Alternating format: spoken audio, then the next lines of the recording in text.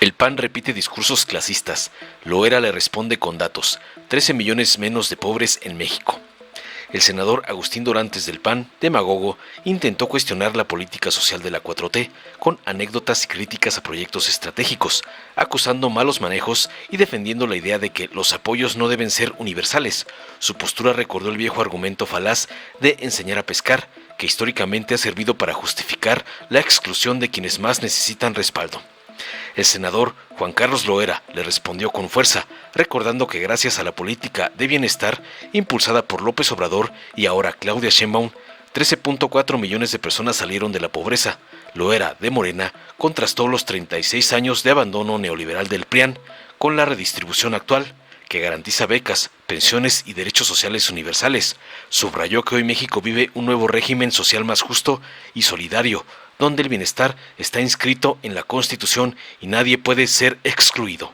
Veamos enseguida cómo un narcopanista clasista es tundido por el senador Loera por atacar el informe de la presidenta, como le manda su amo, el narcoevasor Salinas Pliego. Presidenta, en primer lugar quiero compartirles una anécdota. Tuve la oportunidad, el honor, de ser secretario de Desarrollo Social en 2 ocasiones en Querétaro, en Gobierno del Estado.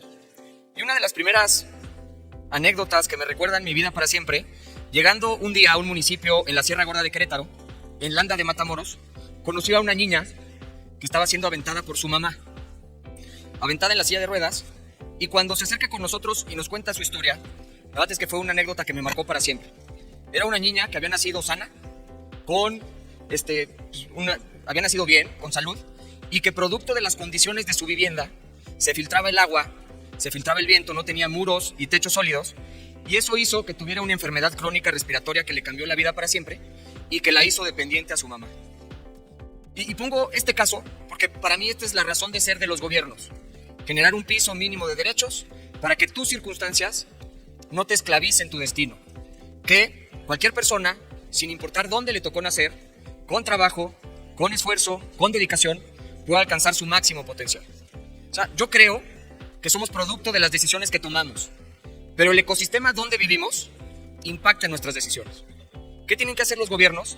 Generar el mejor ecosistema posible para que cada uno en su individualidad tome las mejores decisiones posibles y esto los marquen para siempre. Cuando fui secretario de Desarrollo Social teníamos 2 grandes líneas de acción. La primera, proteger a los grupos vulnerables a través de una red de protección. Y la segunda, el fortalecimiento de las capacidades de las personas para poder hacerlos autosuficientes. Y quiero hablar de lo que están haciendo bien en primer lugar, desde mi punto de vista. Los apoyos a grupos vulnerables son muy positivos.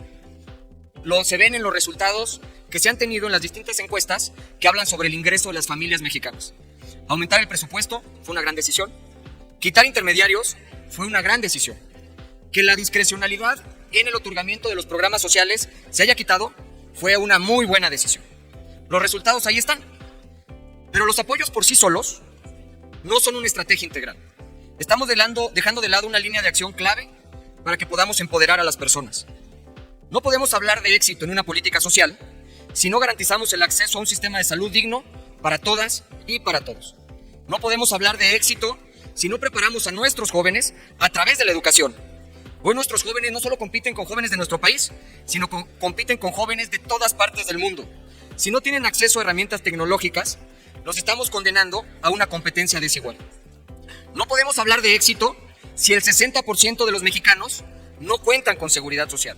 Si todos tuviéramos seguridad social, no se necesitaría la pensión universal para adultos mayores si todos tuvieran una pensión digna que ganemos en nuestra etapa productiva. El mejor programa social es el empleo bien pagado y formal. Tenemos que garantizar que un joven que se esfuerza, que pueda vivir mejor, que pueda tener un buen empleo, que pueda tener oportunidades para hacer un buen negocio, que pueda salir adelante por su esfuerzo. Debemos de crear en México un ecosistema que sea un espacio para que los jóvenes puedan hacer sus sueños realidad, no donde un pueblo esté atado a la necesidad de un programa social. Quiero decirlo claro, estamos en una espiral de malos manejos financieros. Están administrando mal lo más valioso que tienen, que son los recursos de las familias mexicanas que pagan impuestos, porque no son rentables los proyectos que nos cuestan su operación. El costo de la cancelación de un aeropuerto no fue una decisión inteligente. El costo de un tren que va vacío no fue una política pública rentable. El costo de una refinería que no refina no fue una buena decisión. Y el costo de jugar como gobierno a hacer chocolates no es una decisión inteligente. Quiero hacer un llamado respetuoso. Busquemos desde el gobierno en general el ecosistema para empoderar a las personas. Garanticemos acceso a las medicinas, acceso a una cita médica a tiempo, garanticemos un servicio de salud digno, garanticemos un espacio donde los jóvenes puedan alcanzar sus sueños. Gracias, Presidenta. Muchas gracias, Presidenta. Con su permiso, saludo con mucho gusto a mis compañeras y compañeros y al pueblo de México. Yo también le voy a contar una anécdota al senador Durantes Lamarra y lo felicito por reconocer los avances que se han hecho en el gobierno de la Cuarta Transformación, lo que tiene que ver con el salario, lo que tiene que ver con haber quitado los intermediarios. Sin embargo, en parte de su propuesta pues es la misma, que no permitía que los apoyos fueran universales. Cuando en otras palabras nos dice que no hay que darles el pescado, sino hay que enseñarles a pescar. Es una frase tan trillada, clasista, por cierto, que me hace recordar cuando fui delegado de Bienestar. Estando en Chihuahua, nos dijo la que en aquel entonces era la directora de los colegios de bachilleres de un gobierno panista, que no estaba de acuerdo con que le dieran las becas a todos los estudiantes. Y le dije, oye, ¿por qué no está de acuerdo con que le den la beca a todos los estudiantes de preparatoria? Hay que darle las becas a quien se merece esa beca. Y le digo, ¿y quiénes se la merecen? Bueno, los que se sacan 9 y 10, los alumnos de excelencia. Ahí está la diferencia entre nuestras maneras de pensar, porque quien verdaderamente se merece la beca son aquellos estudiantes que no tienen para comer, que no tienen para transportarse, para comprar uniforme, o que ni siquiera tienen a su mamá o a su papá, porque moría un producto de la violencia. Esa es la diferencia que nos marca en lo que tiene que ver con el reparto de la riqueza. Y como pudiéramos resumir el gobierno de la Cuarta Transformación en lo que tiene que ver con la política de bienestar, pues que se ha gestado en estos 7 años un nuevo régimen social, producto de una revolución pacífica, que ha redistribuido los beneficios del desarrollo económico sin afectar los negocios, sin afectar la propiedad privada, sin afectar las ganancias lícitas. Esto viene consolidando el sueño de muchos revolucionarios de distribuir la riqueza. Por eso ahora tenemos 13.4 millones menos de pobres en nuestro país. Por eso tampoco podemos olvidar la larga noche de pobreza y desprecio que vivieron bajo las políticas neoliberales de explotación diseñadas por los gobiernos del PRI y por los gobiernos del PAN. Fueron 36 años interminables durante los cuales esos gobiernos, sin consideración alguna, acabaron con las esperanzas de las familias mexicanas, reduciendo más allá del límite de la supervivencia sus salarios y sus prestaciones sociales, pulverizando los fondos de pensiones, vivienda y los recursos para el sostenimiento digno de los servicios públicos de salud.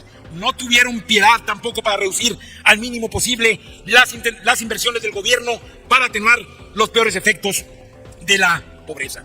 Por eso me parece pertinente ponderar el cinismo indecente de quienes aquí en este recinto defienden la obra de esos gobiernos, con un breve relato de la indolencia con la cual patrones y líderes obreros atendieron las demandas del Sindicato de Costureras 19 de septiembre, fundado como organización independiente del Estado, por cientos de mujeres que habían sobrevivido durante el temblor del 85 al derrumbe de sus centros de trabajo, donde laboraban jornadas extenuantes a cambio de salarios infames, bajo condiciones semejantes a los centros de explotación de Inglaterra del siglo XIX.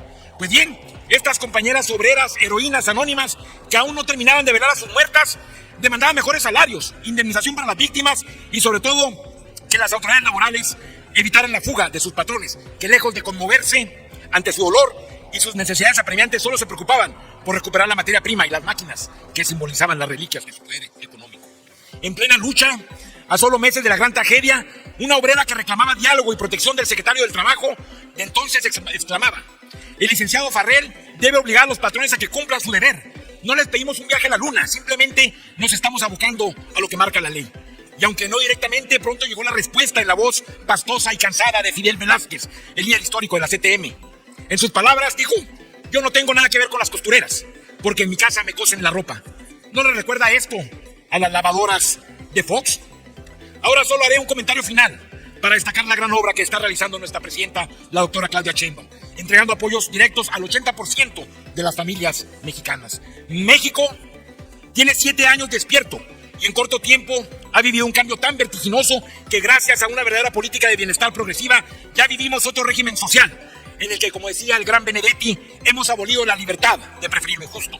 Y lo asombroso, pero a la vez reconfortante, es que los señores de la oposición nos acompañaron en la creación de esta nueva generación de derechos. Para terminar, solo les diré que el mayor logro de la Cuarta Transformación es el haber inscrito en nuestra Carta Magna la obligación del Estado de mantener y mejorar los programas sociales y, en paralelo, generar el derecho a exigirlos, sin más requisitos que ser mexicanos. Este, en verdad, es un gran logro y desde esta tribuna celebro el empeño en el que los gobiernos de Andrés Manuel López Obrador y de Claudia Sheinbaum asumieron la responsabilidad de respetar estos preceptos constitucionales sobre los cuales se sostiene el alumbramiento de un nuevo régimen social más justo y solidario. Es cuanto, Presidenta. Muchas gracias. Dale en me gusta, suscríbete, activa la campanita y compártelo para que más gente lo vea.